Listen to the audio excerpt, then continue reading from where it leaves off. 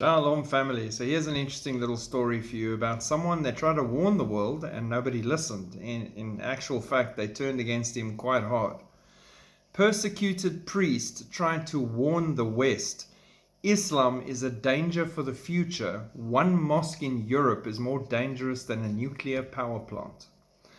Father Samuel, undeterred by left-wing persecution, courageously forewarned the West about the impending threats posed by Islamic immigrants. A clarion call that rings ominously true as we are now grappling with repercussions of mass Islamic migration. This was back in 2014 already, and now his story is coming back to the forefront because they are all seeing that what he was talking about is legit.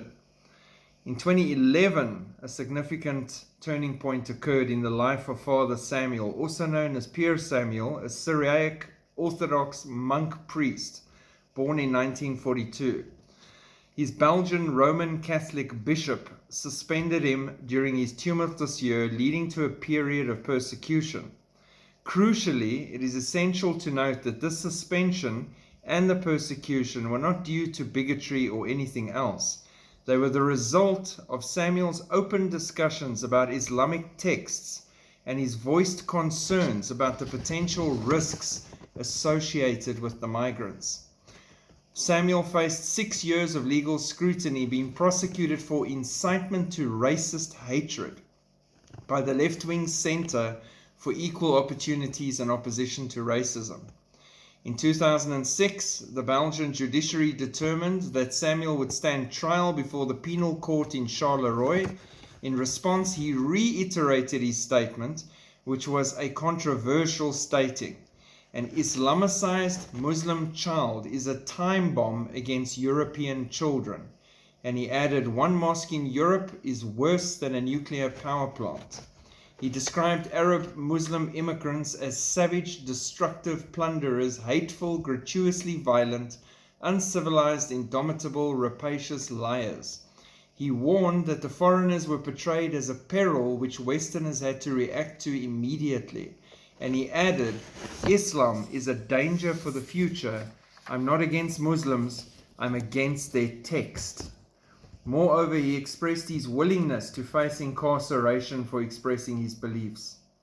Samuel then ultimately won his trial because every word he expressed against the intolerance of Islam was directly and literally based on the very verses of the Quran, and he simply recalled them or recited them in the court case. So boom, straight out of their own holy book.